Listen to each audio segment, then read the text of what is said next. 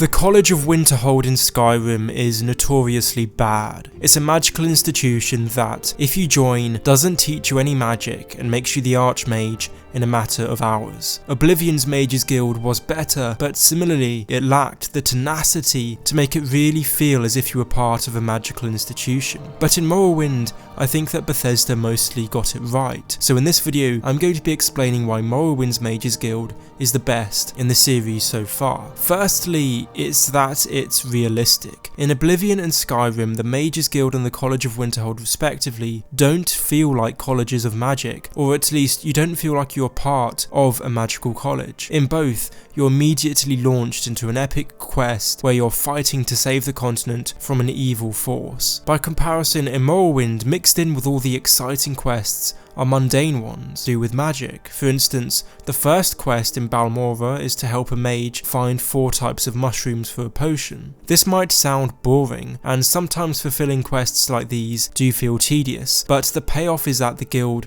is much more immersive. When you do end up doing those epic quests, they feel more epic by virtue of the fact they're not necessarily the norm. In other words, Morrowind is true to the RPG genre because you can actually roleplay as a mage in the Mages Guild. In Skyrim and Oblivion, you're not really a mage, you're just a hero. Let's be realistic, if you join an institution, they're not instantly going to give you the most dangerous, important tasks straight away as they do in Skyrim and Oblivion. Moreover, much of Skyrim and Oblivion's quests had little to do with magic itself. You might have been up against powerful evil mages, but very little centered around the study of magic. In Morrowind, however, true to the ethos of the Mages Guild, many of the quests involve finding things out or conducting research. The penultimate quest has you reading through different books and interviewing different people to find out about the disappearance of the Dwemer, whilst an earlier quest called Soul of an Ashkul has you help a mage called Skink study souls and the afterlife. I know that in Skyrim and Oblivion there were Radiant quests and small side quests to do with helping certain mages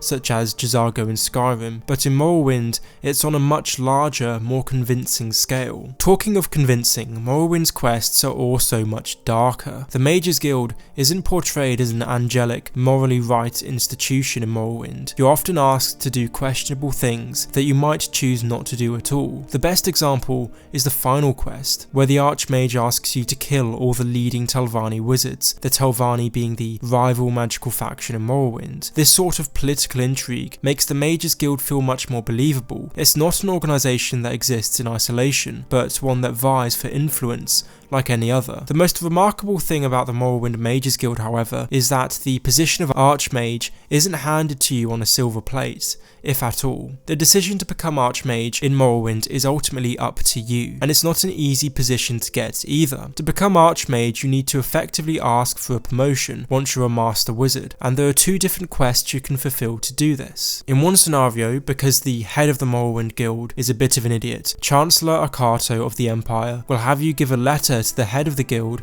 asking him to promote you to Archmage. However, he doesn't mention sacking the current Archmage, even though it's implicit. So what ends up happening is that you become co-Archmages, which is obviously something not most people want. So alternatively, you can confront the Archmage and straight up fight him to the death for the position. This represents a vast contrast to Skyrim and Oblivion, where the position of Archmage is forced upon you. You have absolutely no say in the matter. In Morrowind, you can just refuse to do those quests, and it's also up to you how to become Archmage as well. The milieu of Morrowind is also a contributing factor to how interesting the Mages Guild is. In Oblivion and Skyrim, the guild and the college are unrivaled. There aren't any alternate magical factions you can join, but in Morrowind there is an alternate faction. House Telvanni offers another avenue for a potential wizard to progress. Not only does this diversify gameplay, it adds another element to the story of the Mages Guild, or House Telvanni, otherwise absent from Oblivion and Skyrim, in that it's not just about the main quest in itself, but about beating rival factions. In other words,